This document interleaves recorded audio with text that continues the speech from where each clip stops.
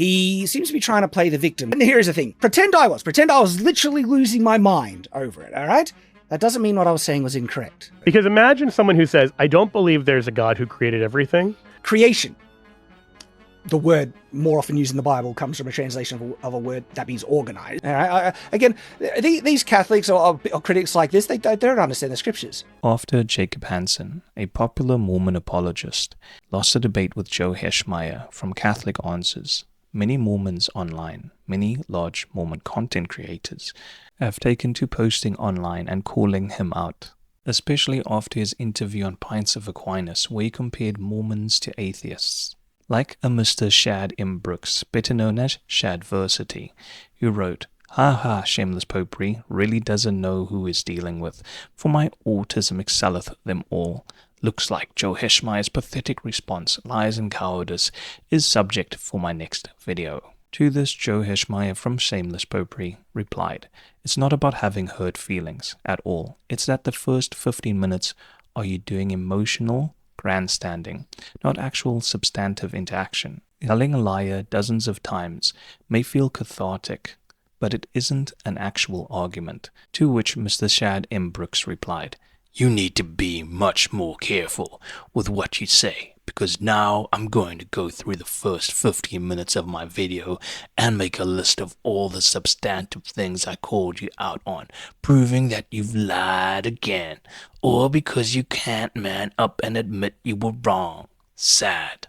Now I'm going to be reading the Catholic replies to Mr. Shad M. Brooks, before giving my take on why I believe that Mormonism is atheistic. Big Hat Nate replies, "Bro, get your T levels checked. This is embarrassingly effeminate behavior." Bruh wrote, "The tough guy act isn't fooling anyone. Joseph Smith was a fraud, and he was proven wrong about translating the Book of Abraham. The Egyptian papyri was nothing more than funerary texts, long after Abraham had lived."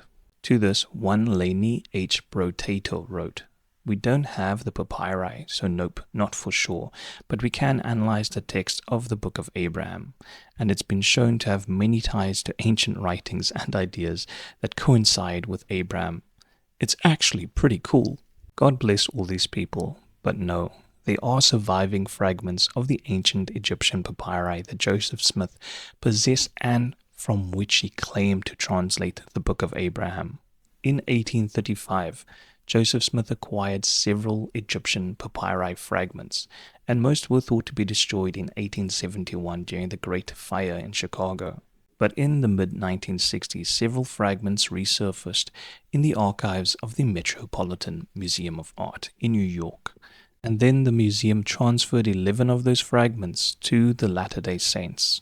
Those fragments were then examined by the Latter-day Saints themselves and by Egyptologists, and what they found was that it was funerary text dated between the 1st and 3rd century. Now both groups agreed that these papyri fragments weren't dated to the time of Abraham. It wasn't some kind of autobiography. And even before that Chicago fire in 1871, an American-German scholar, an Egyptologist by the name of Gustavus Seifert, examined portions of these papyri while they were still in the St. Louis Museum.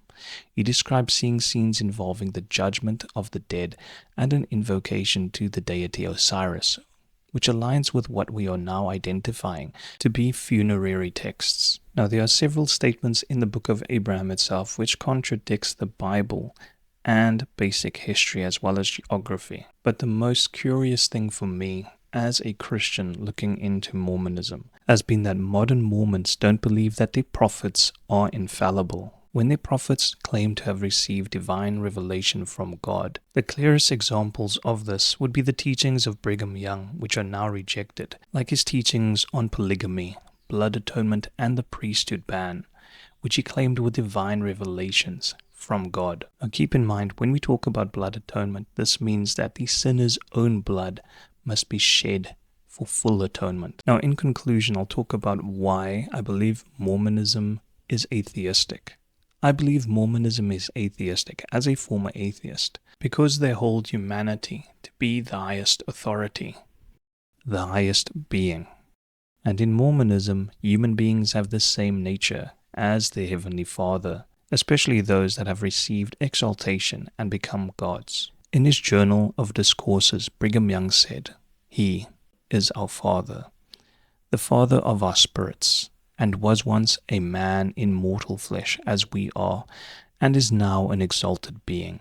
In my mind, this would be like worshipping a king instead of worshipping a being which is much greater than all of us. And therefore, I believe, personally, that Mormonism is atheistic. And to all my Mormon viewers watching this, I really love you, and I hope that God saves you all. But we as Christians believe that there is only one true God. We are monotheists. We do not believe in many gods, because if there was many gods that are exactly the same in nature as our chief deity, which Mormonism clearly teaches, you would not be worth worshipping. God bless you all.